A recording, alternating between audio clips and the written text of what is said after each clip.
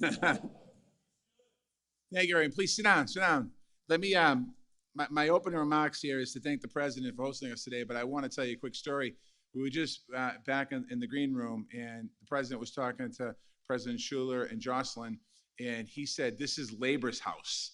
And how often do you hear that?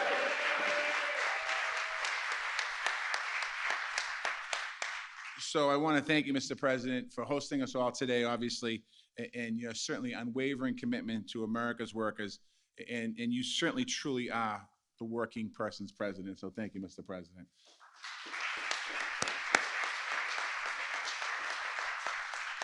And I just want to thank you as well for the honor to lead with the Vice President, the White House Task Force on Worker Organizing and Empowerment. Certainly, we're putting the power back into the hands of working people in this country, which is exciting to do. And before I go further, I just want to thank all the workers that are here today. Any essential workers, all the folks that have been working hard for the last 18 months and throughout your entire career, thank you. I want to give a special shout out to Jocelyn, who's going to come up here in a few minutes and say a few words. I want to thank you, Jocelyn. To the labor leaders in the room today, thank you for the work that you do for our country. I know many of you personally over the years, and I know that all of you worked hard. To the staff here at the White House, I want to thank you as well for putting this incredible event together, setting the tables up, setting the chairs up, and doing everything you do. So we should give them a round of applause, the people.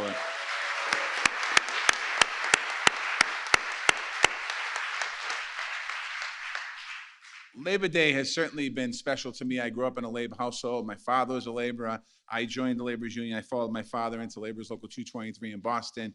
My Uncle Pat was a laborer. My families are all laborers, and we have a few plumbers as well and a few other trades as well. So it was a special day for us.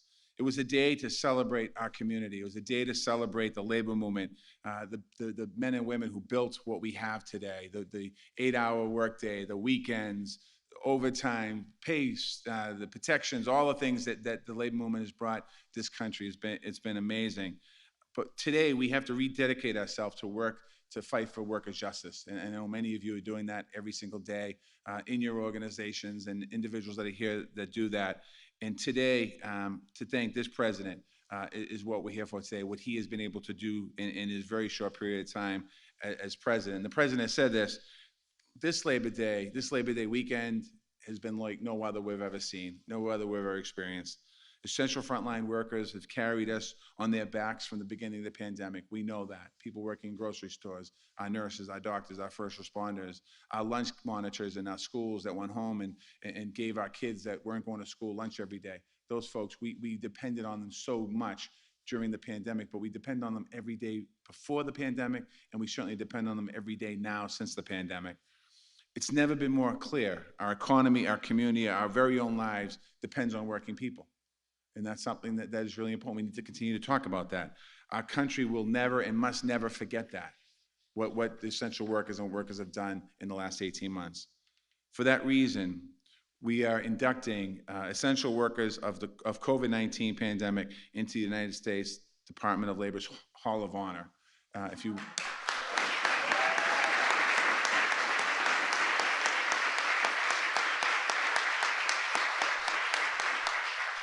when we get beyond the pandemic, and many of you have been in the lobby of the Department of Labor. When we get beyond the pandemic, you have to come back in.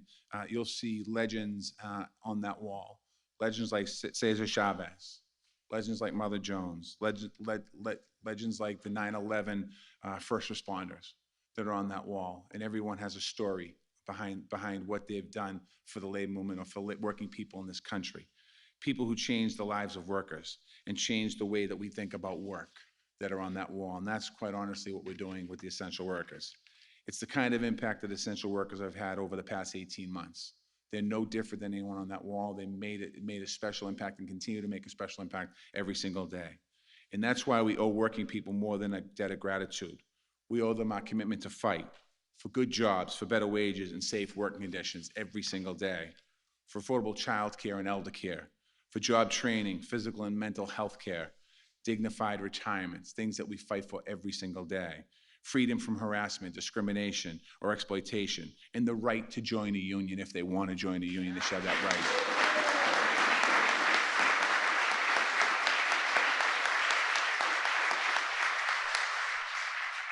In the Department of Labor, In the Department of Labor, I should say, our mission is to empower all workers morning, noon, and night.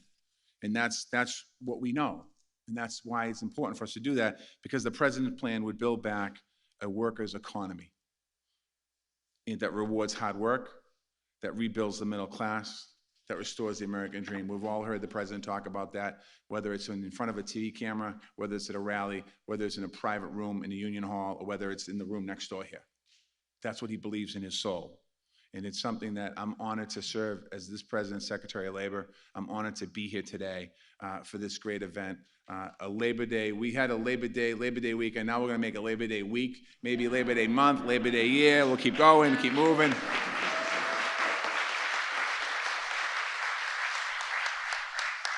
But I have the great honor to introduce a champion of workers and a good friend and a great labor leader, the new president of the AFL-CIO, Liz Schuler.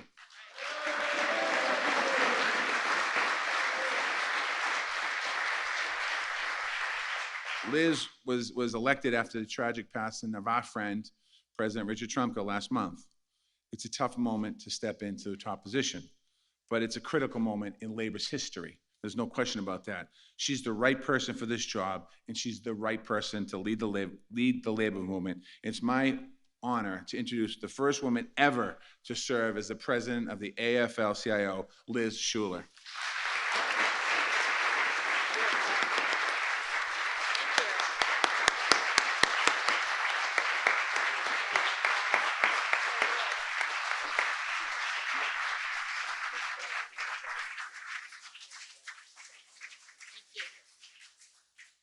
All right, good morning.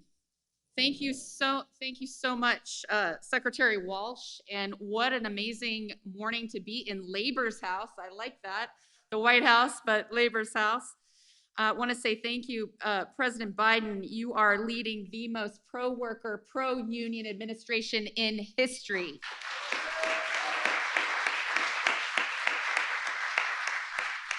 And our labor movement is the single most powerful force for progress in the United States.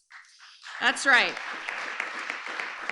And in the past 2 centuries, industry by industry, in factories, mines, mills, we challenged inhumane conditions. We created safety standards. We transformed grim, dangerous work into good, sustainable union jobs.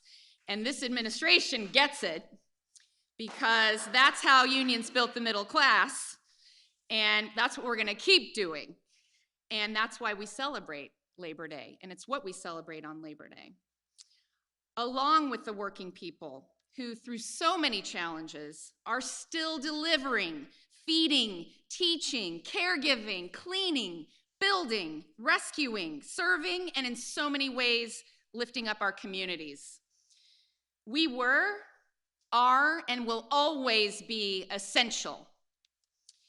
And Labor Day was brought to you by the labor movement. And we would say that's an innovation the labor movement brought, was the weekend, to make life better for everyone.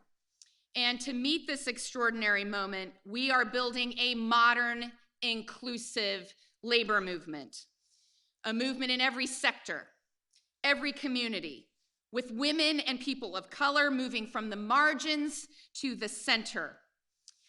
And unions, because unions are the best way to guarantee equal pay, close the wage gaps, and fight discrimination at work. We create pathways to the middle class, for veterans, for those who've been sidelined, for everyone.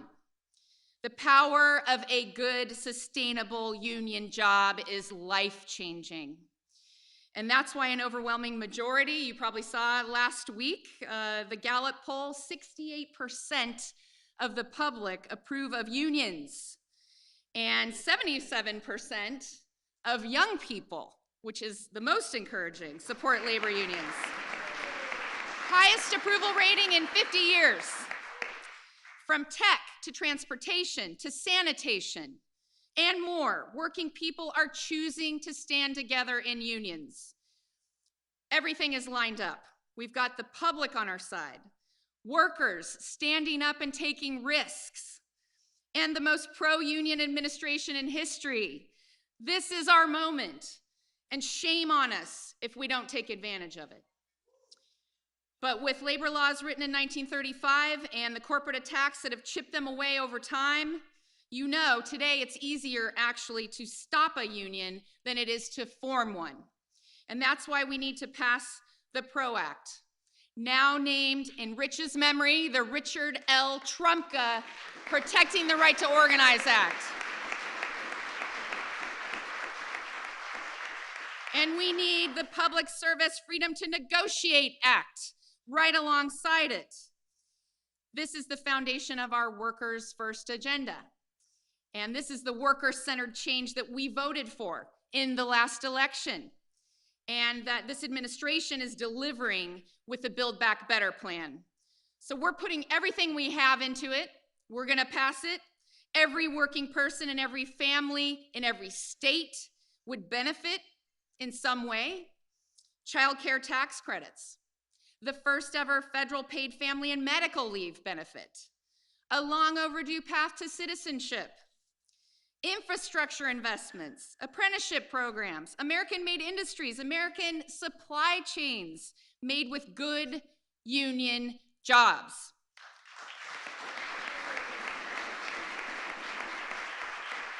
That is the Biden-Harris vision for America's future.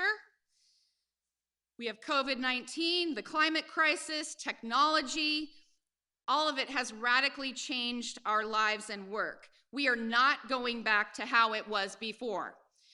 And I hear from working people all across this country.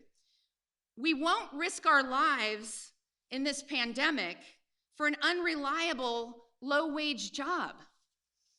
Our system of care is broken, and it should be seen as critical infrastructure. And we shouldn't have to work 2 or 3 jobs just to make it. 1 job should be enough. And it's the labor movement that will lead the transformation. We are innovating and fighting for what will be the next weekend. And with the game-changing leadership of the Biden-Harris administration, we will build back better with unions. That's right. To win in America where every working person has the right to a good, sustainable union job. And with it, an expansive new American middle class. The labor movement is open for business. We're just getting started, folks. Thank you so much.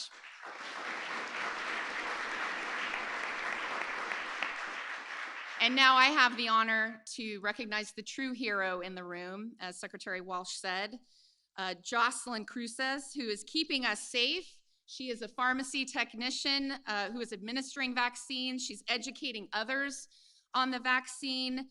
She's a pharmacy tech at Safeway, UFCW Local 99 member. I know Mark Perone's out in the audience. From Brisbane, Arizona. Welcome, Jocelyn.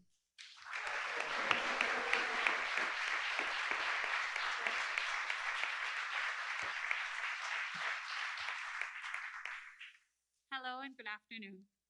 My name is Jocelyn Cruces, and I am an Arizona essential worker and member of the United Food and Commercial Workers Local 99, working as a pharmacy technician at a Safeway in Bisbee, Arizona. This past 18 months have been difficult and tested all of us in different ways. As a COVID survivor who was on oxygen for 30 days, I know in firsthand how dangerous this pandemic has been for workers like me, who couldn't stay at home and losing my beloved mother to this virus past last year. I also know how devastating it has been for so many families across the country. After I survived COVID, I was afraid to go back to work, knowing how real the danger was. But my union and my customers showed me so much love and support. They are the ones that helped me feel better when I got back to work. When the COVID-19 vaccine became available, I got it and decided to apply to administer the vaccine at Safeway and got certified by the state to help protect even more essential workers. I enjoy going to work every day now because I help save lives by administering vaccines and helping so many in my community to keep themselves, their families safe. I'm also thankful whenever I have the opportunity to share my story and help other people make the choice to get their vaccines. It is the best feeling. When I had COVID, I was worried I wouldn't make it. If you are not vaccinated, I hope my story inspires you to go get the vaccine. In these uncertain times, I'm thankful to our leaders who are standing up for all workers. Working parents like me need pro work policies like the child tax credit. That is providing so much support and financial assistance that helps so many of us provide for our families. As COVID risks continue for workers like me, we need the Congress to do more by passing the Build Back Better legislation that would do much to support American working families. I'm so thankful to be able to share my story today at the White House and to be a voice for workers and labor across the country. I now, it's now my honor to introduce the 46th President of the United States, Joe Biden.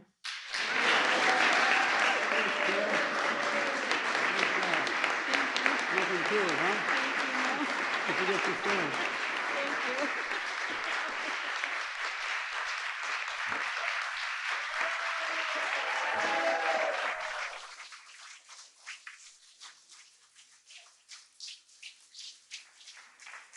Jocelyn, please. Thank you, Jocelyn. Please sit down. Thank you. Nothing to it, is there, Jocelyn? Just walking in and stand at the podium and speaking in the White House. Nothing to it. You did a great job. Thank you. Thank you. Before I really begin, I want to say that I think one of the biggest things that's changed is my dear mother, God bless her soul, used to say, out of everything bad, something good will come if you look hard enough for it. And I think one of the good things that's come out of this god-awful crisis regarding COVID is ordinary people who never thought about the technician at the drugstore, never thought about the grocery store worker, never thought about what that firefighter has to do when they go in. They don't ask, do you have COVID or not? Never thought about the people who keep this country up and running before. I really mean this sincerely. It's not a political, it's a reality. And I think people went, whoa. And instead of, which was a good thing, banging pots and pans when people came back from rescuing other folks, I think they began to realize, this is part of the deal. And to use my dad's expression, and I mean it sincerely, and a few of you knew my dad, he said, everyone's entitled to be treated with dignity. And that's what the labor union is all about, dignity. It provides dignity for people who deserve to be treated differently. And I want to thank Jocelyn, and I want to thank President Schuler, Madam President.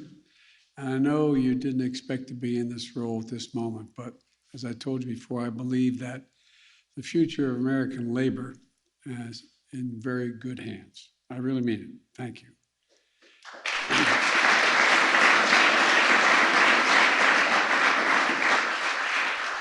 And I want to welcome everyone to the White House. And I really mean that. This is your house. It's not hyperbole. It's a fact. This is your house. I wouldn't be here without you.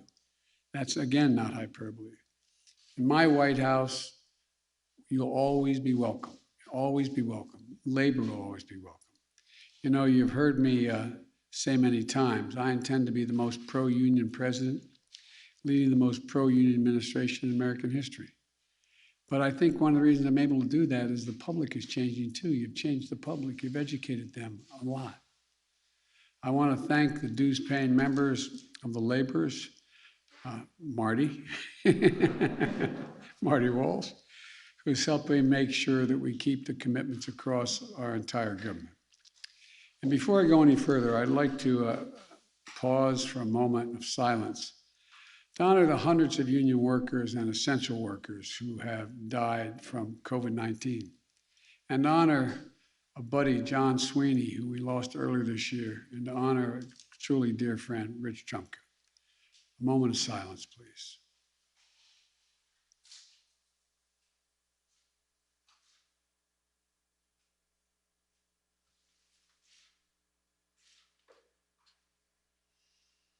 Thank you. This is real. One of the things I admired about Rich is that he understood what people in this economy are really facing. He, like most of you, felt it in his bones.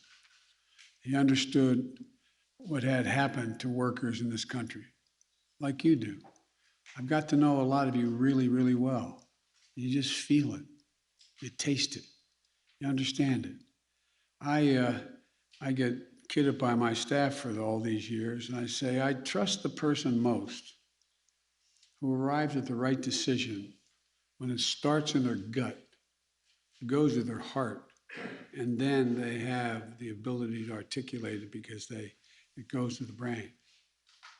They're the ones that never back down. They're the ones that stay with you. The ones who arrive at it intellectually are the ones that first, I welcome that, but they're not the ones who are stay to the end. And, Rich understood the past and the challenges like so many of you who lived and led through these moments. But he also understood the future. I think he understood who built this country and the tools that were needed to build it back and build it back better. You've heard me say it 100 times. We're the only country in the world that goes into a crisis, and when we come out of it, we're stronger than before we went in it. That's by building back better. We're going to build back better. We have to. We must. We will. Because that's who we are. That's what America is. On Labor Day, we honor the dignity of the American worker. And every day we remember that America wasn't built by Wall Street. They're not all bad folks on Wall Street. I'm not suggesting that. But they didn't build America. It was built by the middle class. And unions built the middle class.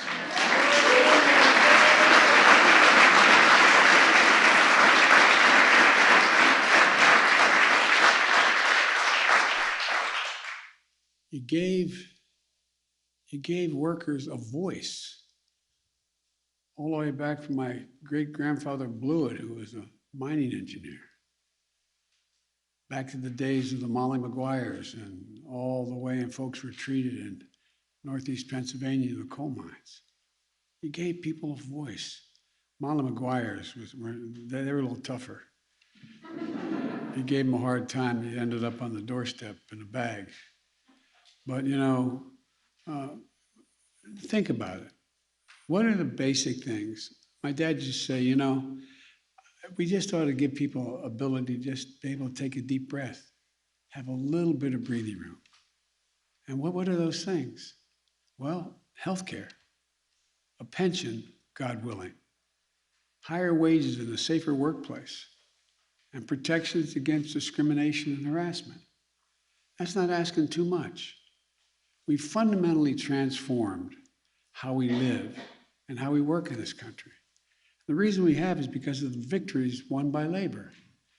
I'm going to be a bit repetitive. The 8-hour day, the weekend, time and a half for overtime, safety standards, sick days, victories for all of us.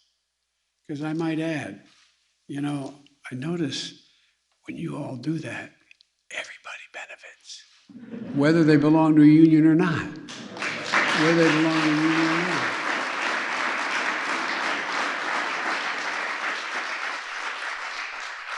When unions win, workers across the board win.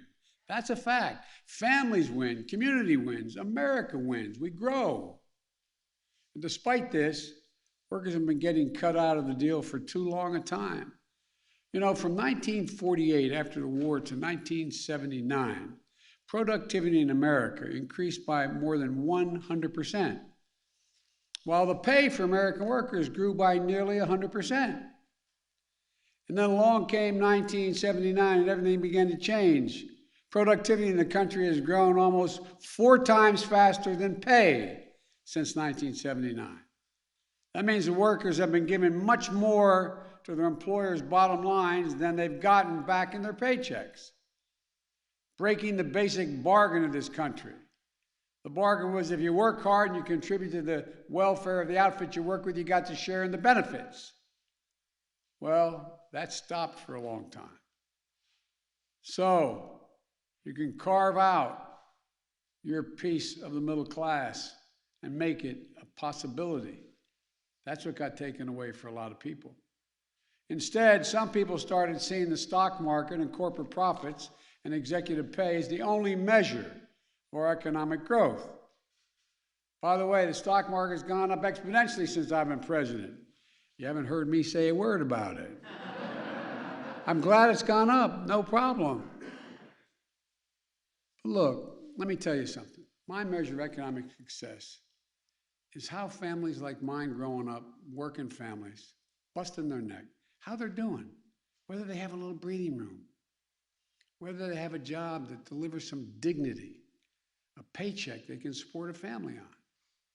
In an economy, the economy my administration is building, instead of workers competing with each other for the jobs that are scarce, everybody's mad at me because now, guess what? Employers are competing to attract workers, having to raise pay. No, I'm serious, think about it. That kind of competition in the market helps workers earn higher wages. It also gives them the power to demand dignity and respect in the workplace. Simply put, worker power is essential to building our economy back better than before. It's just that basic. To counter corporate power, to grow the economy from the bottom up and the middle out. I'm so tired of trickle down. I ask, when has the middle class done better that the wealthy haven't done incredibly well? I can't think of a time that when the middle class is booming and moving, everybody does well. And to give workers even more power, I also signed an executive order to improve competition in the economy, including calling for a ban on non-compete agreements that deny workers the right to change the job in the same field, even when there's no real reason for a company to stop them. It's all about suppressing wages. That's what it was about. In Congress, when Congress passed the 1935 Labor Relations Act, it didn't just say you can have unions, should be allowed. That's how it's kind of viewed for a long time. It said that we, the government, should encourage unions and collective bargaining, making it easier. That's what it said. And I believe that every worker should have a free and fair choice to join a union. The law guarantees that choice. That belongs to workers, not to their employers or to special interests. That's why I signed an executive order creating a White House task force on worker organizing and employment to facilitate that choice whenever and wherever we can. Look, I want to thank Vice President Harris and Secretary Walsh, Marty, for leading that task force. That's why I want to see Congress pass the PRO Act and send it to my desk immediately. That's why I want us to extend organizing and collective bargaining rights to state and local government employees, like transit workers, first responders, healthcare workers, and other essential workers. And guess what? The public seems to agree with that as well. Government should never be a barrier to workers organizing. It's government's job to remove those barriers. But it's up to workers to make the choice whether to organize or not, whether to form a union or not. And we need to help them understand why that can be the right choice for them. We know the economic reasons. Union members get higher wages, better benefits like health insurance and paid leave, protection against discrimination and harassment, and safer and healthier workplace. But there's another reason, a basic American reason. Workers who join unions gain power. Power over the decisions and the decision makers that affect their lives. Workers' voices are heard and heeded. In a simple word, a union means there is democracy. Democracy. Organizing, joining union, that's democracy in action. And it's about dignity on the job, but it's also about creating good jobs. When I came to office, our first job was to stop the economic bleeding, and it was the worst bleeding since Roosevelt. We passed the American Rescue Plan. That delivered shots in arms and checks in pockets and provided that extra breathing room for working families. It helped state and cities keep essential workers on the job, including educators, police officers, firefighters, sanitation workers. And thanks to the part of the rescue plan named for Ohio labor leader Butch Lewis, over 1 million retirees and workers across the country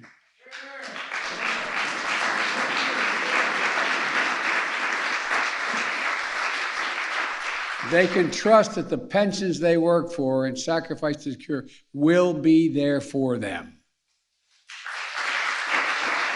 You know,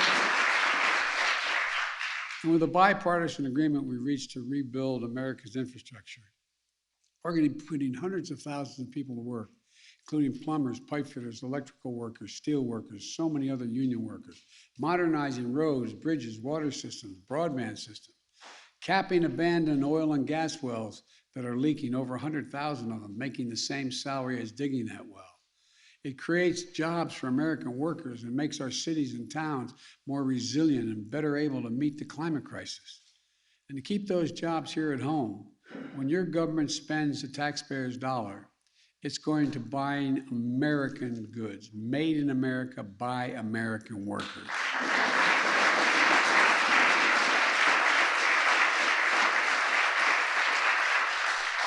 Look, over the years, the Buy America Act became a hollow promise. It's been there for a long time. I'm going to make it a reality. The next stop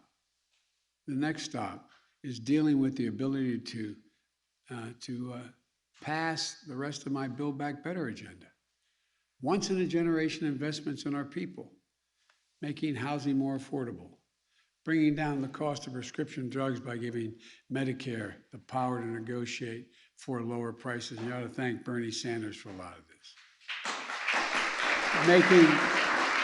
Making elder care and child care more affordable while improving the pay for home care workers and child care workers. Providing paid family leave and medical leave so that no worker is forced to choose between their job and their caregiving responsibilities. You've all fought for all these things. We got to make them available to everyone. Provide 2 years of free university high-quality pre-K and high-quality pre-K 2 years that are needed. It shows that if you send a kid to school at age 3, 4, and 5, they increase by 56% the possibility that no matter what the background, that they'll go through school all 12 years and do well. And when I asked, you know, in the Obama administration, I was asked to find out from the CEOs of the Fortune 500 what they most wanted, what they most needed, what was their greatest concern. And over, I think it's, don't hold me to the exact number, 348 or 47, I can't remember the number we got to, said the single most important thing is they needed a better educated public. But guess what? They weren't paying for it. And guess what? Does anybody think if we were starting off from scratch, setting up public education, we'd say 12 years is enough in the 21st century? So look, we have to invest in high quality job training and apprenticeships in fast growing sectors. Compete to give middle class families a well-deserved tax cut for daycare and health care. And provide a significant monthly tax cut for working families with children. That's what it is. Everybody talks about my child tax credit. It is a tax cut for ordinary folks. That's what it is.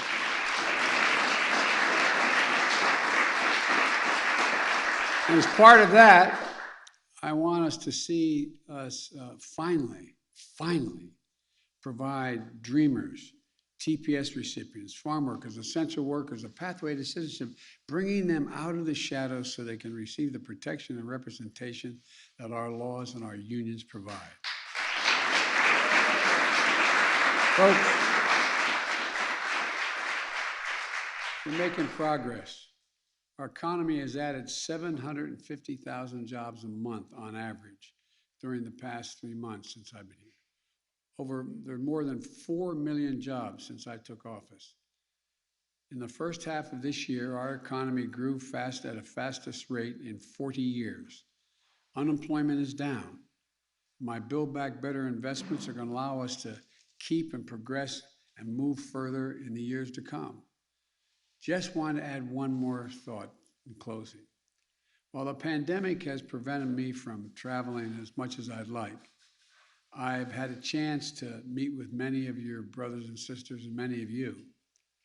The proud UAW members building cars and trucks in Pennsylvania and Michigan, and noting that the big three have decided that, along with the support of those unions, going electric, so we own that market.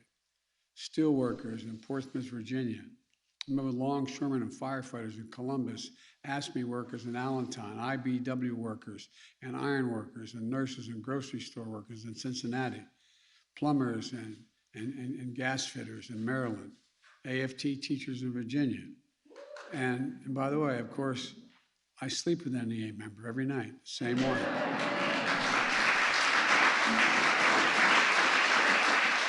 Same one. Jill had her first day of full-time teaching yesterday. This year, back to school. And look, I've talked with union transit workers, machinists, laborers, and welders in Wisconsin. We've had Teamsters here in the White House, and the Teamsters always have my back. And last week, I met with the first responders in New Orleans. And on Monday, I dropped by some of the IBW linemen in Delaware, helping recover from Hurricane Ida. You know, in the last year has taught us anything. It's what's essential. And what's essential is you, not a joke. You and your union members. Wall Street could go on strike, but all of a sudden, in the middle of this Ida, every IBEW member resigned. We'd be in real trouble. I say that to make a generic point. I think we significantly underestimate, and I think even you guys sometimes underestimate, the incredible value you bring to the safety, security, and growth of the economy. You know, you're America's heart and you're America's soul. And we all need to fight as hard for them and work as hard for them as we can. And I want to say the press was very, very, not just the press, a lot of people were very, very skeptical that when I was talking about we had to deal with the environment, that labor would never help. Well, guess what? Labor's the reason it's working. Labor stepped up because you all understand, and I made a promise and I'll keep it, that what we're talking about here is when you think of global warming, think of jobs. Jobs. All the jobs we're going to create, making us once again the fastest growing we are now and most competitive economy in the world. So folks, you do it all. I'm sorry to go on so long, but I can't thank you enough for all you've done for the country and what you've done for me over my career. You've educated me, you've brought me along, and you've always been there. Now, I'm supposed to stop and walk out of the room here. I'm going to stop, but with your permission, I'm going to walk into the room because I want to say hello to all of you. Thank you.